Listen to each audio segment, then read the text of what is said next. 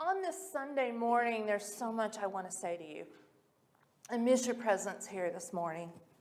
It's strange to be here and not have your smiling faces looking up at me. And I know that in truth we're not separate. I know that divine love is that which connects us and reminds us that we are always one. But I really wanted to acknowledge that feeling this morning. There's a lot of memes floating around right now. I think it's interesting that the human penchant for finding humor in some interesting situations is bubbling up right now.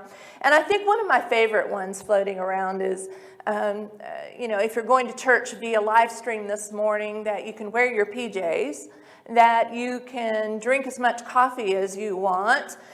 You don't have to worry about parking, and you can mute the minister anytime you choose. So I hope that you don't do that this morning, however. But another favorite one of mine is from a clergy friend who is a United Methodist pastor in Nashville, Tennessee. She said, "I never thought I would have to give up this much for Lent." Indeed, Lent is a season of introspection. It is a season of prayer. And as our Unity devotional reminds us, it's a time of fasting, but also feasting. Fasting from or giving up fear or any limiting thought or behavior or circumstance, and feasting on the truth of who you are. That you are God's beloved, that you are a being of power and wisdom and health and wholeness and abundance. And all of that seems particularly relevant right now. Hildegard of Bingen, who was a nun, an abbess, a poet, a prophet, a writer, a mystic, and a musician who lived in the 11th century, wrote this: "Good people, rooted in the sun, you shine with radiant life in the circle of earthly existence. You shine so finely it surpasses understanding. God hugs you. You are encircled in the arms of the mystery of God." I don't know about you, but I really need some God hugs right now. It's a unique moment. I know that I'm encircled in God's love. I know that God's love is surrounding me, within me, that the very love that I express is the love of God. But I want to feel bathed in that divine love right now. I want to feel it within every fiber of my being as we move through this shared experience. In mystical Judaism, they call the divine presence of love that is enfolding us and bathing us in its presence. It's actually a feminine term, Shekinah. This is the immanent, indwelling expression of God. It is the presence of the divine that touches us. In a sense, is like a mother to us. Isaiah 66:13 speaks of this. It reads, "As a mother comforts her child, so I will comfort you." And that's the experience of God that I need right now. As part of our unity understanding, we hold a divine paradox, two things that are in tension with one another, that seem different or opposite, but are really an expression of the totality of what God is. First of all, we teach that God is principle, that God is unchanging and immutable law. However, God can be known to us as love, as comfort and consolation. Emily Cady speaks to this in Lessons in Truth. She says, God within us is a tender, loving father, mother who has compassion for us even in our moments of sorrow. We affirm that God indwells and pervades all creation. We know that God is immanent, but God is also transcendent, another paradox. That God indwells all creation, that God is bigger and grander and greater than creation. And while I need comfort right now, I also need a God that is bigger than what we experience right now. I need a God that heals me. I need a God that is love, working in and through me. I need a God that envelops and bathes me in comfort, that breathes through me, that brings me peace. But I also need to lean on an understanding that God is greater. greater than this current situation in which we find ourselves. But I think this morning, given particularly your absence this morning from this physical space, that I need that divine embrace. According to Jewish tradition, it was the Shekinah, that indwelling and very present God that led the people of Israel out of their bondage in Egypt into the wilderness. And the wilderness experience is the best way that I know how to describe what we're moving through right now. It's an uncharted territory, a time of not quite knowing where we land, not having the right footing, perhaps. But it was the Shekinah who sheltered them and fed them manna in the wilderness.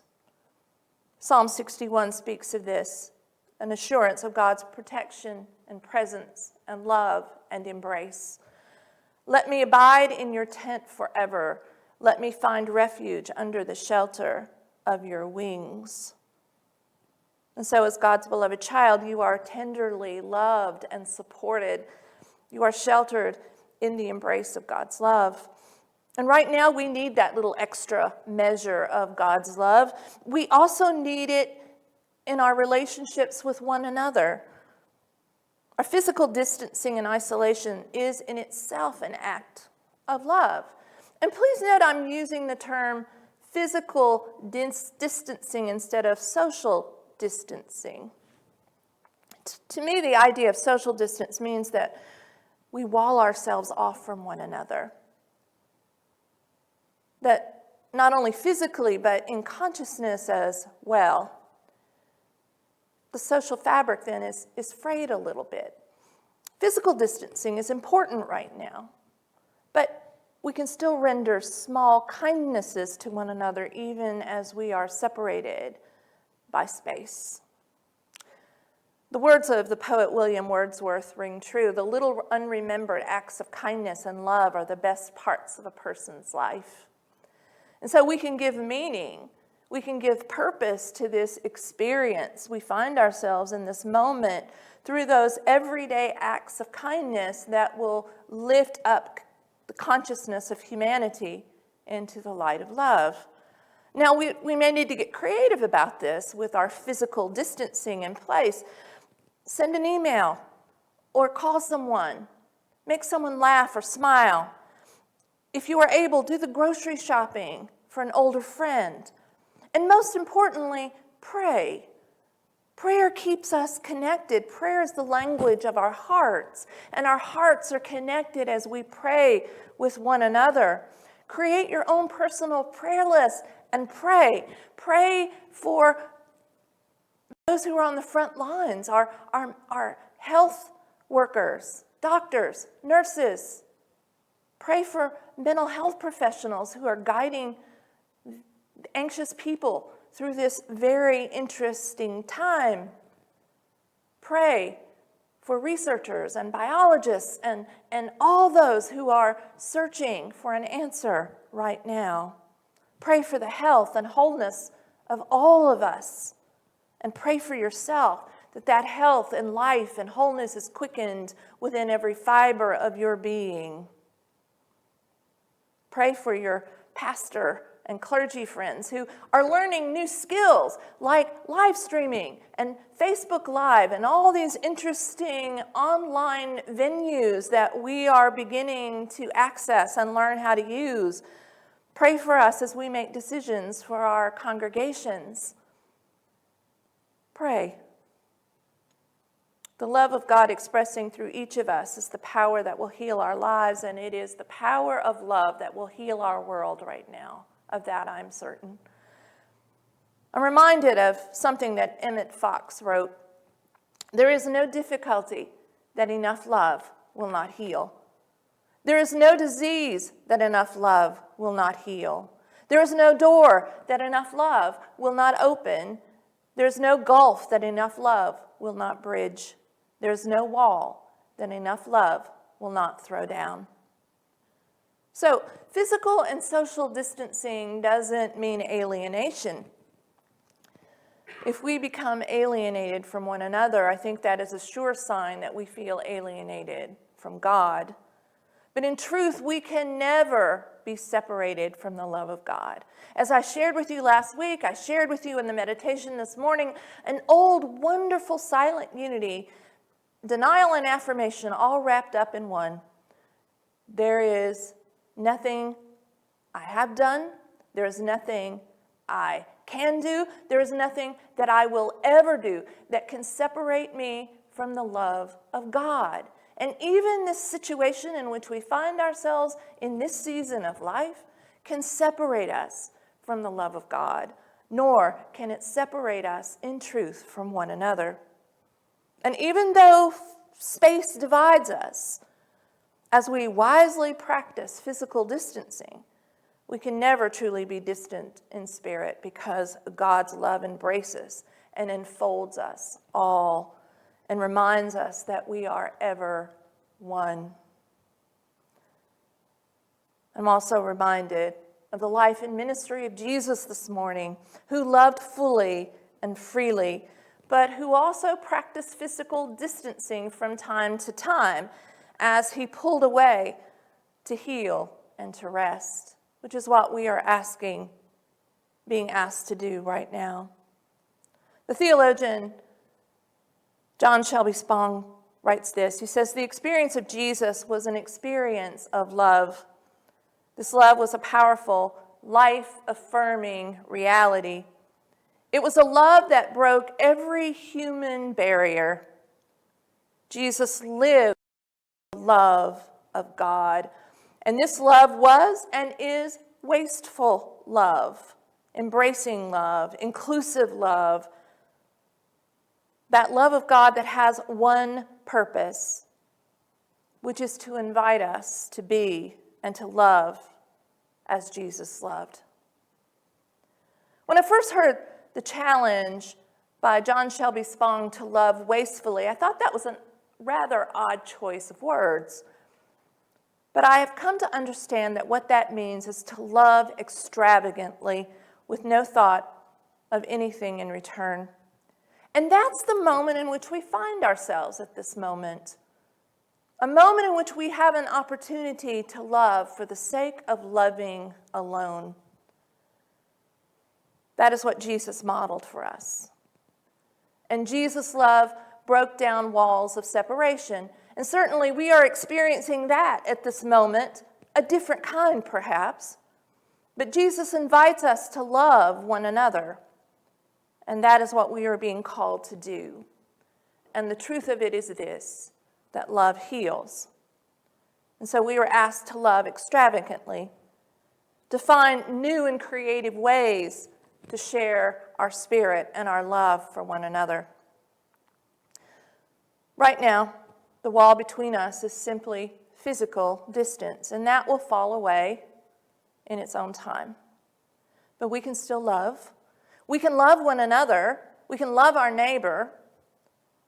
And I wonder if the requirement to be even more intentional and creative about the ways that we love, the manner in which we love, might just prove to be transformational.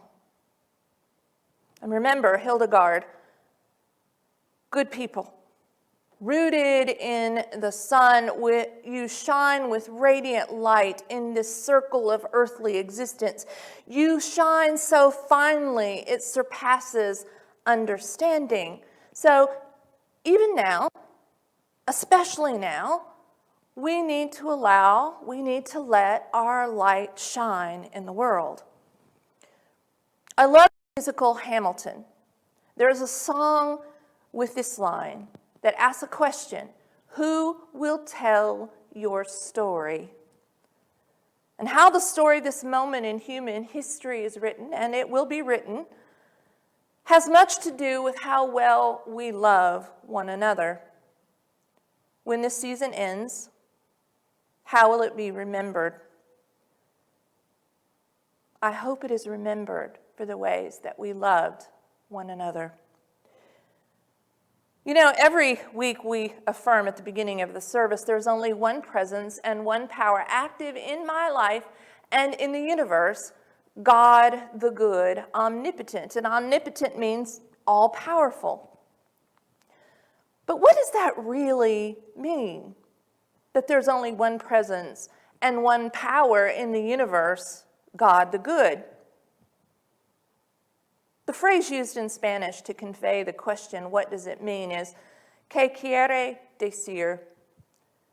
It more correctly translates into English, what does it want to say? And I love that. So what does that statement, there is only one presence and one power active in my life and in the universe, want to say to you right now? When we ask, what does it say? It's as if we're trying to apprehend something, to get some knowledge, some bit of knowing from it. But when we phrase that question, when we reframe it and ask, what does it want to say? We open ourselves up to the experience of what it truly means. You are whole. You are well. You are a being of courage, that you are not alone. There is one presence and one power active in the universe and in your life, God the good. Psalm 37 shares, our steps are made firm by God. Though we stumble, we shall not fall headlong, for God holds us by the hand. We don't have to walk this path alone, for God is always with us. There's only one presence and one power active in the universe and in my life, God the good. So what does God want to say to you today? Perhaps that you are never separated from God. I know that's what it says to me today, and that I'm not separated from you at all.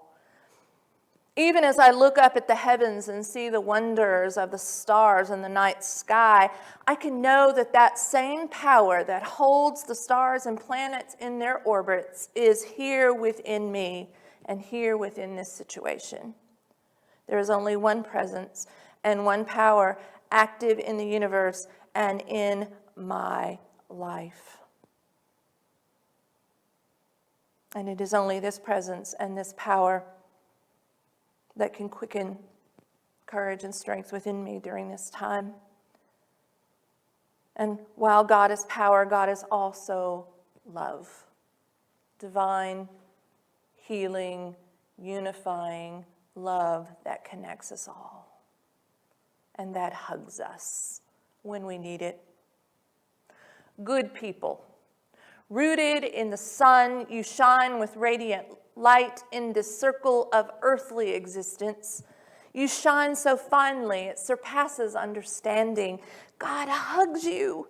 You are encircled in the arms of the mystery of God. And so, friends, God is hugging you, and I am hugging you too. God bless all of you.